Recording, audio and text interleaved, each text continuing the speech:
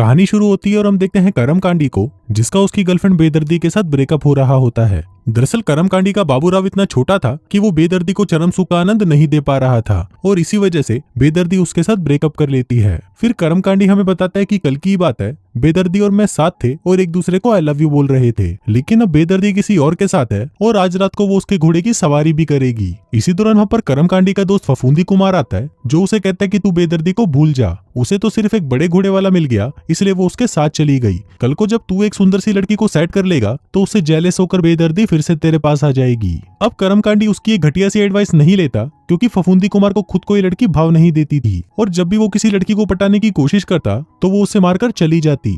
फिर हम देखते हैं कि करमकांडी एक आर्टिस्ट बनना चाहता था, लेकिन जब भी वो अपनी आर्ट क्लास में होता तो वो सिर्फ बेदर्दी की ही ड्राइंग बनाने लगता, क्योंकि वो उसे बहुत मिस कर रहा था और उसे दिन रात सिर्फ उसी की ही याद आती रहती थी। फिर एक रात करमकांडी बेदर्दी को कॉल करता है और उससे पूछता है कि क्या तू मेरे पास वापस आना चाहोगी, लेकिन बेदर्दी उसे मना कर देती है और उसे चूतिया बोलकर फोन काट देती है। अब उसके इस रिजेक्शन से करमकांडी सदमे में चला जाता है और दिन रात सिर्फ अपने बिस्तर पर ही पड़ा रहता है। बेदर्दी के ना होने पर उसे ऐसा लगने लगा था कि उसने टट्टी तो कर ली है, लेकिन पिछवाड़ा धोने के लिए उसके पास पानी ही नहीं है। अब धीरे धीरे करमकांडी को नींद आना भी बंद होने लग गई थी। वो सोने की बहुत कोशिश करता, लेकिन काफी कोशिशों के बाद भी उसे नींद नहीं आती। अब क्योंकि रात को ना सोने की वजह से उसके पास 8 घंटे एक्स्ट्रा आ गए थे, तो वो टाइम पास करने के लिए अलग अलग चीजें ट्राई करने लगा, लेकिन इस सब के बावजूद भी ना तो उसका टाइम पास होता और ना ही वो बेदर्दी के बारे में सोचना बंद करता। फिर एक रात जब करमकांडी कुछ सामान लेने के लिए ग्रोसरी स्टोर जाता है तो वहां पर उसे एक नोटिस दिखाई देता है, जिसमें लिखा था कि उन्हें नाइट शिफ्ट में काम करने के लिए एम्प्लॉयज की जरूरत है। अब क्योंकि करमकांडी के पास रात के 8 घंटे एक्स्ट्रा थे,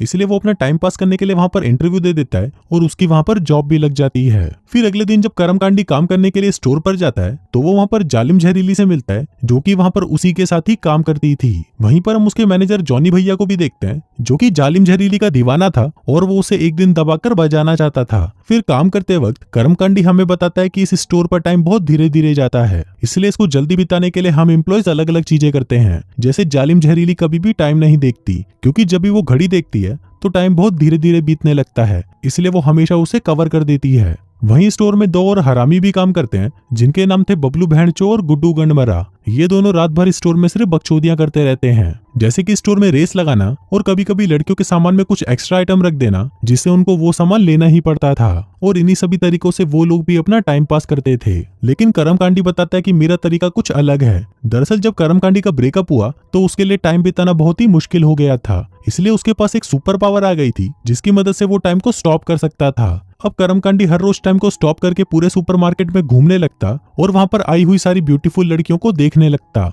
करमकांडी हमें बताता है कि जब वो छोटा था तो उसके घर पर एक बहुत ही सुंदर सी लड़की रहने आई थी। वो लड़की दिन भर घर में नंगी घूमती रहती थी, तो करमकांडी भी उसको देखकर बहुत एंजॉय करता था। अब करमकांडी जब भी टाइम को स्टॉप करता था तो वो मॉल में ही सभी लड़कियों के कपड़े उतारकर उनकी नंगी पेंटिंग्स बनाने लगता था। वो बताता है कि उसने किसी नॉवल में पढ़ा था कि लड़कियों को पेंटर्स के साथ अफेयर करना बहुत पसंद है। फिर अपनी ठरक मिटाने के बाद करमकांडी जब टाइम को फिर से नॉर्मल करता तो वो सारा टाइम बीत जाता जिसको उसने स्टॉप किया था। फिर अगले दिन करमकांडी से मिलने उसका दोस्त फफूंदी कुमार आता है। फफूंदी कुमार को पता था कि करमकांडी अभी भी बेदर्दी के बारे में ही सोच रहा है, इसलिए वो उसे कहता है कि तुम्हें अब बेदर्दी को भूल जाना चाहिए। अब क्योंकि फफूंदी कुमार उसे यही बातें बार बार कहता रहता था, इसलिए इससे परेशान होकर करमकांडी इस मूवमेंट को भी पॉज कर देता है। इसके बाद हमें दिखाया जाता है कि फफूंदी कुमार और करमकांडी बचपन से ही बहुत अच्छे दोस्त थे।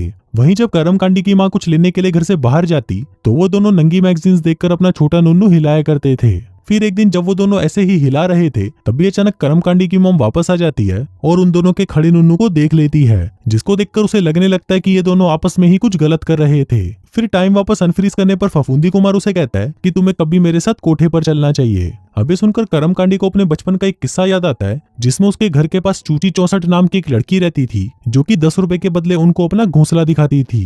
वो अपने मोहल्ले में इतनी ज्यादा मशहूर थी कि उसके घोंसले को देखने के लिए उसके घर के बाहर हमेशा लड़कों की लाइन लगी रहती थी। फिर अगले दिन हम देखते हैं कि पहली बार करमकांडी और जालिम जहरीली की नजरों से नजरें मिली थी। वहीं लॉकर रूम में जालिम जहरीली को भूख लग रही थी तो वो करमकांडी का सैंडविच खा जाती है। अब ये मूवमेंट करमकांडी के लिए एक रोमांटिक मूवमेंट था और वो उस मूवमेंट को जाने नहीं देना चाहता था वो उस टाइम को फ्रीज करना चाहता था, लेकिन जालिम जहरीली फिर भी चली जाती है। अब इसे करमकांडी को काफी अच्छा लगने लगता है कि फाइनली वो बेदर्दी को भूलता जा रहा था। लेकिन इसी दौरान वहां पर वो दोनों चूती आ जाते हैं। तभी बबलू भैंचो कहता है कि आज मैंने जालिम जहरीली को डेट के लिए पूछा और उसने मुझे हाँ बोल दिया। अभी सुनकर करमकांडी सैड हो जाता है और हमें बताने लगता है कि हमेशा उसके साथ ये सब चीजें होती रहती हैं। वो जिस भी लड़की को लाइक करता है वो उसे छोड़कर चली जाती है। फिर हमें दिखाया जाता है कि जब वो छोटा था तो वो अपनी टीचर को लाइक करता था, लेकिन टीचर के साथ तो वो घचाघच नहीं कर सकता था, इसलिए वो अपनी एक क्लासमेट चुस्की को लाइक करने लगा। फिर एक दिन चुस्की का एक्सीडेंट हो गया, जिस वजह से उसका एक हाथ टूट गया था। फिर सभी क्लासमेट्स ने उसके प्लास्टर पर सिग्नेचर किए थे,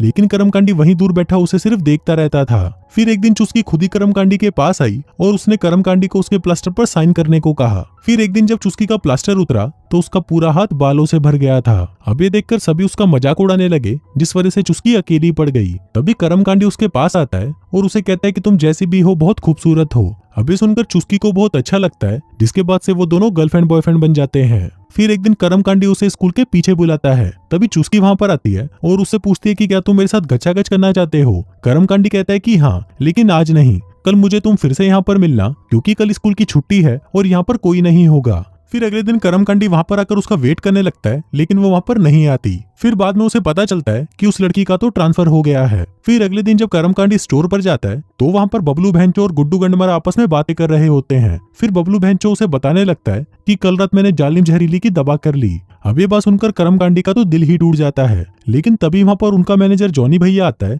जो उनको कहता है कि मैंने अपने दोस्त के साथ एक शर्त लगाई है और अब हमें उनकी टीम के साथ एक फुटबॉल मैच खेलना है। फिर शाम को वो सभी फुटबॉल मैच खेलने के लिए जाते हैं, लेकिन उनमें से किसी को भी फुटबॉल खेलना नहीं आता था, इसलिए वो बुरी तरह से हार रहे थे। अब इस सबसे करमकांडी बोर होने लग जाता है, इसलिए वो टाइम को स्टॉप करके इधर उधर घूमने लगता है। फिर जब वो कुछ लेने के लिए कैफे में जाता है तो वो वहां पर एक आदमी को देखता है जो अनफ्रीज होकर वहां से भाग जाता है। फिर जब करमकांडी घूम फिर कर टाइम को फिर से नॉर्मल करता है, उसी दौरान बबलू भैंचो बॉल को इतनी जोर से हिट करता है कि उससे लगकर जॉनी भैया का नाक टूट जाता है। अब बबलू भैंचो उसे हॉस्पिटल ले जाने लगता है, जिस दौरान वो करमकांडी को कहता है कि जालिम जहरीली को घर छोड़ देना।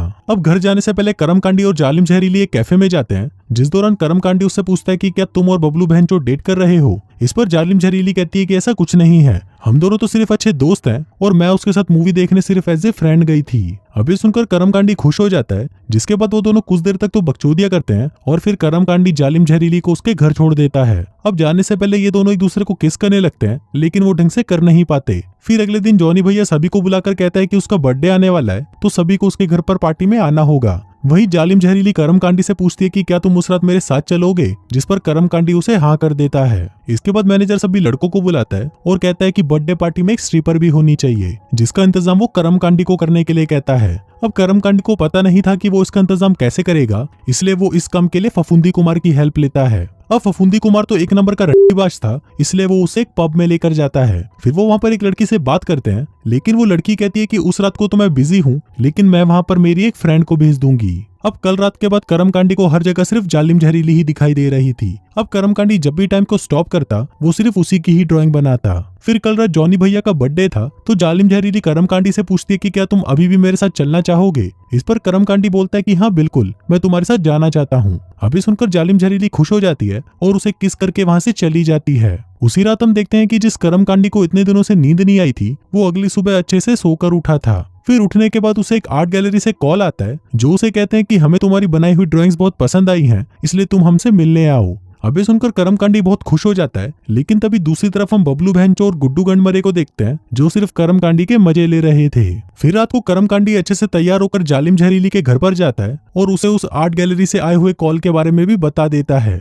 जिसको सुनकर जालिम जहरीली को भी बहुत अच्छा लगता है। इसके बाद वो दोनों उस पार्टी में जाते हैं, लेकिन तभी करमकांडी वहां पर बेदर्दी को देखता है। फिर कुछ देर बाद वहां पर वो स्ट्रिपर भी आ जाती है और ये वही चूची चौसठ थी जो कि बचपन में 10-10 रुपए में सभी को अपना घोंसला दिखाती थी। इसके बाद करमकांडी मूतने के लिए जब वॉशरूम में जाता है तो उसे वहां पर बेदर्दी मिलती है। अब बेदर्दी को करमकांडी और जालिम जहरीली को साथ में देखकर जलन हो रही थी, इसलिए वो करमकांडी से पूछती है कि क्या मैं फिर से तुम्हारी गर्लफ्रेंड बन सकती हूँ। लेकिन अब करमकांडी को उसमें कोई इंटरेस्ट नहीं था, इसलिए वो उसे मना कर देता है। वहीं नीचे हम जॉनी भैया को देखते हैं, जो कि जालिम जहरीली को चूसने की कोशिश करने लगता है, लेकिन जालिम जहरीली को ये सब अच्छा नहीं लग रहा था, इसलिए वो यहाँ से जाने लगती है। फिर वो जैसे ही करमकांडी को लेने के लिए ऊपर जाती है, तभी वो देखती है कि बेदर्दी करमकांडी को दबाकर चूस रही है। अब ये देखकर जालिम जहरीली गुस्सा हो जाती है और वहां से जाने लगती है। लेकिन तभी कर्मकांडी टाइम को स्टॉप कर देता है और सोचने लगता है कि वो जालिम जहरीली को क्या बोलेगा, लेकिन वो कुछ सोच नहीं पाता। फिर वो टाइम को वापस अनपॉज करता है, लेकिन तब भी वो जालिम जहरीली को मना नहीं पाता।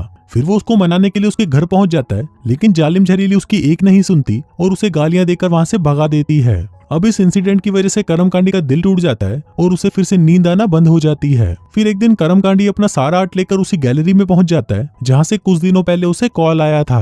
अब वहां पहुंचकर जब वो वहां के मैनेजर से बात करता है तो उसे पता चलता है कि वहां से तो उसे कोई कॉल आया ही नहीं था। लेकिन इसी दौरान वो मैनेजर उसकी ड्राइंग्स देख लेता है जो उसे बहुत पसंद आती है, इसलिए वो कर्मकांडी को एक मौका देता है जिसमें उसका एक आर्ट शो होने वाला था। फिर कुछ दिनों बाद हम देखते हैं कि कर्मकांडी का वो आर्ट शो होता है जहां पर वो सिर्फ जालिम जहरीली की ही पेंटिंग्स लगाता है। उसी आर्ट शो में कर्मकांडी को एक एजेंट भी मिलती है जो उसे कहती है कि मुझे तुम्हारी ड्राइंग्स बहुत पसंद आई। वो एजेंट न्यूयॉर्क से थी, तो वो कर्मकांडी को भी न्यूयॉर्क में एक शो करने का ऑफर देती है। इसी दौरान कर्मकांडी वहां पर जालिम जहरीली को देखता है जो उसका शो देखने के लिए वहां पर आई हुई थी। अब अपनी इतनी अच्छी ड्राइंग्स देखकर जालिम जहरीली खुश हो जाती है और वो कर्मकांडी को माफ कर देती है। फिर कर्मकांडी उसके पास आता है और उसे पूछता है कि क्या तुम मुझ पर ट्रस्ट करती हो। जालिम जहरीली कहती है कि हाँ, मैं तुम पर ट्रस्ट करती हूँ। तभी कर्मकांडी उसे आंखें बंद करने को कहता है, जिसके बाद वो उसे किस करता है और टाइम को वहीं पर स्टॉप कर देता है। अब जब टाइम स्टॉप हो गया था तो कर्मकांडी के साथ अब जालिम जहरीली भी वहां पर घूम सकती थी। फिर कर्मकांडी उसे बाहर लेकर जाता है।